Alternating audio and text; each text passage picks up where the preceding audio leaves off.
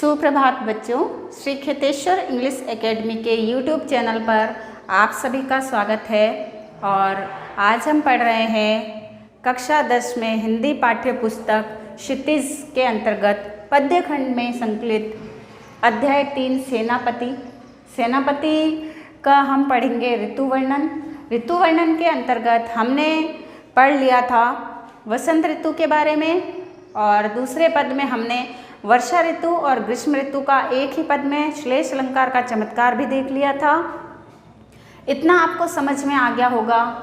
अब हम इससे आगे पढ़ेंगे। तो पेज नंबर 10, चलिए शुरुआत करते हैं। दामिनी दमक सुर चाप की चमक, श्याम घटा की झमक, अति घोर घन घोर ते, कोकिला कलापिकल कूजत है जित तित, सिकर ते सलील समीर की झकोरते, सेनापति आवन कहो हे मन भावन सू, लाग्यो तर सावन विरह जुर जोरते, आयो सखी सावन मदन सर सावन, लाग्यो है बर सावन सलील चहु ओरते। आपने सुना है तो आपको सुनते ही समझ में आ गया होगा कि यहाँ पर सावन के महीने में जो वर्षा की झड़ी लगी है उसके बारे में बताया गया है। ठीक है, तो अब हम पढ़ रहे हैं वर्षा ऋतु का वर्णन सावन के महीने में। ठीक है, सावन में क्या प्रभाव पड़ता है वर्षा का मानस पर, उसका यहाँ पर वर्णन कवि कर रहे हैं। तो दामिनी दमक, दामिनी का अर्थ होता है बिजली। ठीक है, वर्षा ऋतु में बिजलियाँ चमकती है। ठीक है, और सुरचाप की चमक, सुरचाप अर्थात इंद्रधनुष। ठीक है, तो आपने देखा होगा कई बार आसमान में वर्षा होने पर जो इंद्रधनुष तन जाता है, मतलब सतरंगी इंद्रधनुष होता है जो आसमान में तन जाता है, वह है इंद्रधनुष सुरचाप। ठीक है, श्याम घटा मतलब काली घटा, बरसात में काले काले बादल आ जाते हैं, काली काली घटाएं छा जाती है जिनसे घनघोर वर्षा होती है। कोकिला कलापी मतलब कोकिला मोर, कलापी कोकिला कोयल, कलापी मोर, ये सभी यहाँ वहाँ कूकने लगते हैं, अपने मधुर स्वर में गुंजार करने लगते हैं। अभी मैं आपको शब्दार्थ समझा रही हूँ, फिर मैं आपको इसका पूरा भाव बताऊँगी। ठीक है, सीकर, सीकर का अर्थ क्या होता है? वैसे तो सीकर का सामान्य अर्थ होता है पसीना, लेकिन यहाँ पर सीकर का अर्थ है वर्षा की बूंदें। ठीक है, पसीने की जो बूंदें होती है ना शरीर पे, उसे कहते हैं सीकर। और यहाँ पर सीकर का अर्थ क्या है? यहाँ सीकर का अर्थ है, तात्पर्य है वर्षा की बूंदों से। फिर देखिए शीतल समीर, समीर का अर्थ क्या होता है? समीर अर्थात वायु। ठीक है, वर्षा के महीने में, सावन के महीने में जब वर्षा होती है उस समय बहुत ठंडी ठंडी वायु चलती है ना, तो वो है समीर। झकोर मतलब वायु, हवा का झोंका, झकोर मतलब झोंका। और विरह जुर, देखिए लाग्यो तर सावन विरह जुर जोरते, विरह अर्थात क्या होता है? विरह मतलब बिछड़ना, वियोग। ठीक है, तो विरह जुर क्या हो गया? जुर का अर्थ होता है ज्वर, ज्वर मतलब बुखार, विरह का बुखार चढ़ जाना। और बाकी तो सब सरल है इसमें शब्दार्थ। ठीक है, सलिल, सलिल का अर्थ होता है जल, पानी, जो वर्षा के समय चारों तरफ फैल जाता है। तो चलिए अब इसका भाव समझते हैं। दामिनी दमक सुर चाप की चमक, श्याम घटा की झमक, अति घोर घन घोर है। कवि कह रहे हैं, कवि कौन? सेनापति। कवि सेनापति कहते हैं सावन के महीने में वर्षा ऋतु और उसके प्रभाव का वर्णन करते हुए कहते हैं कि सावन के महीने में आसमान में दामिनी अर्थात बिजली चमक रही है, और सुरचाप की बिजली दमक रही है, और सुरचाप की चमक अर्थात आसमान में इंद्रधनुष तन गया है, और श्याम घटा की चमक अति घनघोर है, और काली घटाएं जो है वे घनघोर गर्जना कर रही है। कोकिला, बादलों को गरजते हुए देखा है ना, गरजते हुए सुना है आपने। तो वर्षा के महीने में, वर्षा ऋतु में काले काले बादलों की घनघोर घटाएं आसमान में हो रही हैं और कोकिला कलापिकल कूजत है जित तित सीकरते सलिल सीकरते शीतल समीर की झकोरते। और क्या हो रहा है, पूरा वर्षा ऋतु का वर्णन किया गया है कि आसमान में बिजली दमक रही है, इंद्रधनुष चमक रहा है, काली घटाओं के कारण अति घनघोर गर्जना हो रही है और यहाँ वहाँ कोयल मोर आदि वन उपवन में कूक रहे हैं, मधुर स्वर में गुणगान कर रहे हैं। और जो समीर है वह वर्षा की बूंदों के कारण से बहुत ही शीतल झोंकों से हमें सहला रहा है। मतलब कि वर्षा की बूंदों के कारण से जो हवा चल रही है वह बहुत ही शीतल है। शीतल हवा के झोंके जो है वो तन को सुख पहुंचाते हैं। सेनापति अवन कहो हे मन भावंसु। ऐसे में एक विरहिणी नायिका जो होती है, प्रेयसी जो होती है, वो यहाँ पर उसके मन की जो व्यथा है वो यहाँ पर कवि ने लिखा है कि पहले जो लोग हैं वो परदेश में जाते थे कमाने के लिए, तो यहाँ पर और पीछे जो उनकी पत्नियाँ हैं वह अकेली रहती थी। तो यहाँ पर भी ऐसे ही किसी प्रेयसी की बात हो रही है कि वो जो नायिका है, नायिका कहती है कि मुझसे मेरे प्रिय ने, सेनापति कहते हैं कि मुझसे मेरे प्रिय ने सावन के महीने में आने के लिए कहा था। आवन, सेनापति आवन कहो हे मन भावंसु, कि इस सावन का महीना जो कि मन को भाने वाला है, ऐसे मन भावन सावन के महीने में मेरे प्रिय ने आने के लिए कहा था, परंतु अभी तक मेरे प्रिय आए नहीं हैं। और लाग्यो तर सावन विरह जुर जोरते, और इसीलिए ये जो सावन है ये मुझे तरसाने लगा है और मुझे विरह रूपी ज्वर, मुझे विरह का ज्वर चढ़ गया है, विरह का बुखार चढ़ गया है।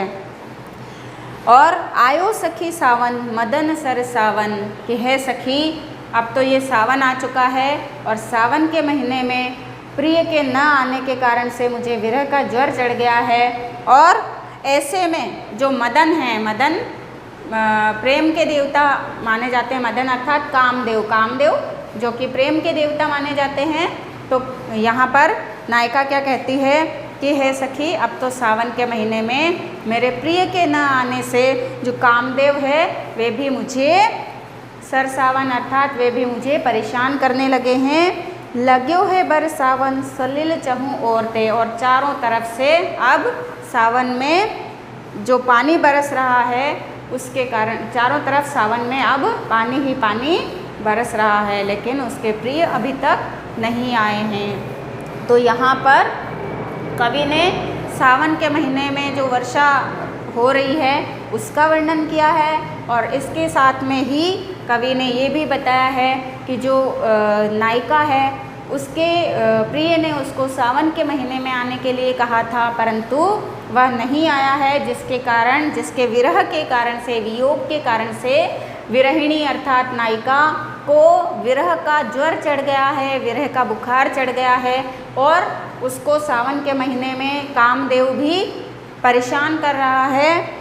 तो ऐसे में चारों तरफ पानी बरसने के कारण चारों तरफ पानी ही पानी फैल गया है। लाग्यो है बर सावन सलिल चहूँ ओरते, चहूँ ओरते मतलब चारों तरफ से अब पानी बरसने लगा है। तो ये है वर्षा ऋतु का वर्णन। अब हम पढ़ेंगे शीत ऋतु, ठीक है। अब हम पढ़ रहे हैं शीत ऋतु का वर्णन। हमने तीनों ऋतुएं पढ़ ली है, वसंत ऋतु पढ़ ली, ग्रीष्म ऋतु पढ़ ली, वर्षा ऋतु पढ़ ली। भादों के महीने में वर्षा का जो प्रभाव है वो पढ़ लिया। सावन के महीने में वर्षा का जो मानस पर प्रभाव पड़ता है वो हमने पढ़ लिया। अब हम पढ़ने जा रहे हैं शीत ऋतु के बारे में। कवि ने शीत ऋतु का वर्णन किस प्रकार से किया है ये हम देखते हैं। जैसे मैं आपको पहले भी बता चुकी हूँ कि शीत ऋतु में यहाँ पर कवि ने प्रकृति का मानवीकरण कर दिया है। तो पूरे में मानवीकरण अलंकार है और मानवीकरण अलंकार के बारे में मैं आपको बता चुकी हूँ कि क्या होता है।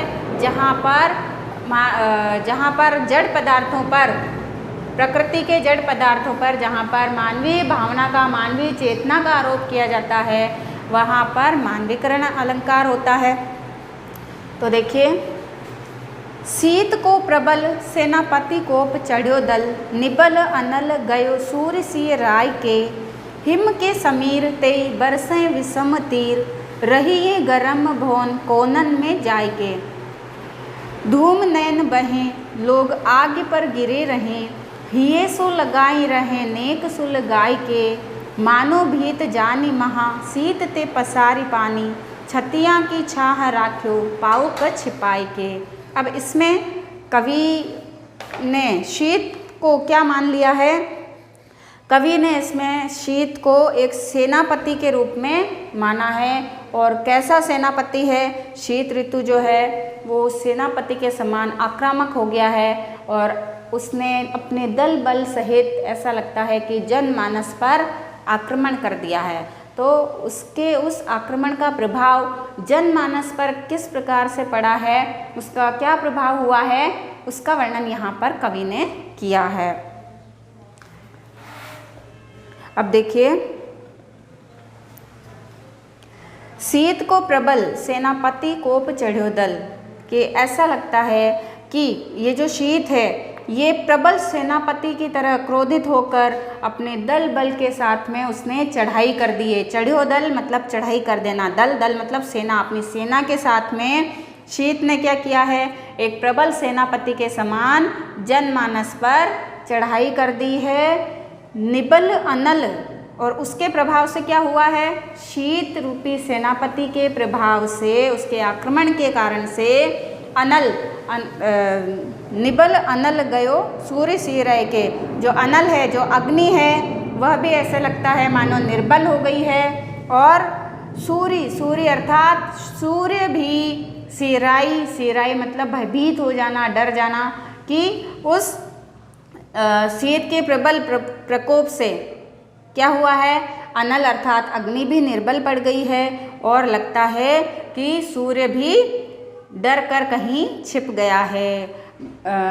सर्दी में हम देखते हैं ना, शीत ऋतु में, कि हमें तपना अच्छा लगता है, आग के पास सेक करना अच्छा लगता है। वो आग हमें उस समय इतनी तेज़ नहीं लगती है, बल्कि वो हमें सुहाती है, अच्छी लगती है। और इसी तरीके से जो सूर्य है, अभी हम गर्मियों में तो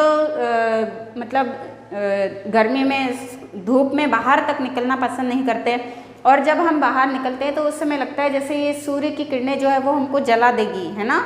लेकिन सर्दी में क्या होता है? सर्दी में उसी सूर्य की धूप हमको बहुत अच्छी लगती है, तन को आराम पहुंचाती है, सुख देने वाली लगती है। तो लेकिन उस सूर्य का जो ताप है वो शीत ऋतु में थोड़ा मध्यम पड़ जाता है, थोड़ा धीमा हो जाता है ना। तो उसका वो जो ताप धीमा हो जाता है, इसी के लिए कवि क्या कह रहे हैं कि ऐसे लगता है कि जो शीत रूपी सेनापति ने आक्रमण किया है अपनी सेना के साथ में, उससे अनल अर्थात अग्नि, अनल अग्नि का पर्यायवाची है आग का, कि अनल भी निबल पड़ गया अर्थात निर्बल हो गया है, और सूर्य भी सिराई के अर्थात भयभीत होकर के कहीं जाकर छुप गया है। हिम के समीर तेई बरसे विषम तीर, और क्या हो रहा है? युद्ध में जैसे चारों तरफ से विषैले तीरों की बरसात होती है, तो कवि ने उसी की यहाँ पर कल्पना करते हुए क्या कहा है कि इस शीत ऋतु में क्या हो रहा है? ये जो सेनापति है, शीत रूपी सेनापति क्या कर रहा है? हिम के समीर, समीर चलती है, समीर मतलब वायु, ठंडी हवा चलती है। कैसी? हिम अर्थात बर्फ। तो शीत ऋतु में बर्फीली हवा जब चलती है तो उस समय ऐसे लगता है मानो कोई विषैले विषम तीर, बरसे विषम तीर, ऐसे लगता है मानो कोई हम पर विषैले तीरों की बरसात कर रहा है। एकदम से ठंड लगती है ना, कपकपी छूटने लगती है उस समय, और जब ठंडी हवा चलती है और वो जो बर्फीली ठंडी हवा जब हमारे तन को लगती है तो उस समय ऐसा लग रहा है, कवि कल्पना करता है कि ऐसा लगता है, मतलब ये जो बर्फीली हवा चलती है उस समय ऐसा लगता है मानो कोई विषैले तीरों की वर्षा कर रहा है। रहिए गरम भोन कोनन में जाए के। और इन विषैले तीरों से बचने के लिए सभी लोग क्या करते हैं, अपने भवन के किसी गर्म कोने में जाकर बैठ जाते हैं, मतलब दुबक करके, सर्दी से बचने के लिए दुबक करके लोग बैठ जाते हैं। धूम नैन बह लोग आग पर गिरे रहें। और क्या होता है, उस शीत ऋतु से बचने के लिए लोग आग पर झुके जा रहे हैं, अग्नि पर झुके जा रहे हैं। शीत ऋतु में आपने जगह जगह यहाँ वहाँ देखा होगा, लोग अलाव जलाते हैं, लकड़ियाँ आदि जला करके तपते हैं, है ना।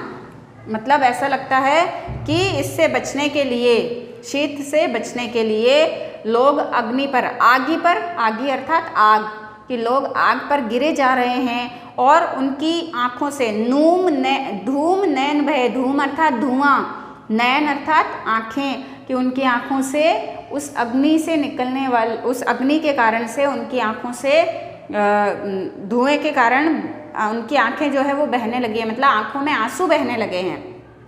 लोग जो है अग्नि पर जब गिरे जा रहे हैं, झुके जा रहे हैं तपने के लिए, अपने को थोड़ी तपन देने के लिए शरीर को, तो उस समय उससे उठने वाला जो धुआं है वो, उससे लोगों की आंखों में आंसू बहते जा रहे हैं, लेकिन फिर भी लोग उस अग्नि पर झुके जा रहे हैं। हिये सो लगाए रहे नेक सुल गाई के। और कवि कहते हैं कि इस प्रकार से वे क्या कर रहे हैं कि अलाव जला करके और अपने हृदय से उस अग्नि को लगा रहे हैं। हम ऐसे तपते हैं ना, पूरा यूं करके तपते रहते हैं। तो कवि कहता है कि उस समय लोगों ने क्या किया है, ऐसा लगता है कि शीत से बचने के लिए उस अग्नि को ही लोगों ने अपने हृदय से लगा लिया है। और मानो भीत जानी महाशीत ते पसारी पानी, ऐसे लग रहा है मानो, उत्प्रेक्षा अलंकार है, ठीक है। मानो भीत जानी, मानो भीत अर्थात डर के कारण से, भीत मतलब डर जाना, डर से एकदम स्तंभित हो जाना, ठीक है। तो ऐसा लगता है मानो डर के कारण से, किससे डर, महाशीत से। इस भयंकर सर्दी से बचने के लिए, इस महाशीत से बचने के लिए लोगों ने पसारी पानी, पसारना मतलब फैलाना, पानी यहाँ साधारण पानी से मतलब नहीं है, पानी का मतलब होता है हाथ, ठीक है। पानी का मतलब हाथ होता है ना, जैसे एक नाम है चक्र पाणी, चक्र को हाथ में धारण किया है जिसने, कौन, भगवान विष्णु, ठीक है। तो चक्र पानी मतलब हाथ।